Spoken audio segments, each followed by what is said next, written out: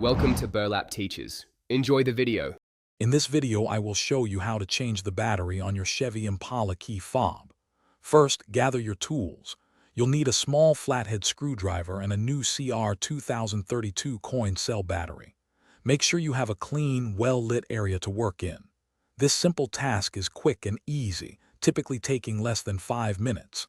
Having the right battery, a CR 2032, is crucial for proper function.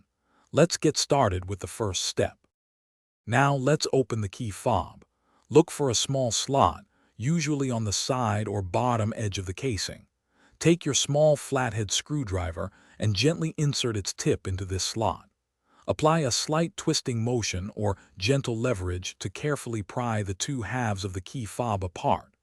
Be patient and avoid using excessive force to prevent damaging the plastic casing.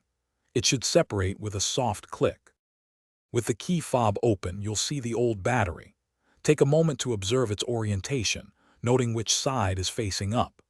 This is usually the positive side. Gently pry out the old CR 2032 battery using your screwdriver or fingernail. Now, take your new CR 2032 battery and insert it into the compartment, ensuring the positive side, typically marked with a plus sign, faces upwards, just like the old one. Finally, it's time to reassemble your key fob. Carefully align the two halves of the casing, making sure they fit together perfectly. Gently press them firmly until you hear a distinct click, confirming the fob is securely closed. Test your key fob to ensure it's working correctly. Remember to check the description for a link to Darn Tough socks and other great deals. Thanks for watching, and I hope this video helped you out. Thanks for watching. Consider subscribing if this video helped you.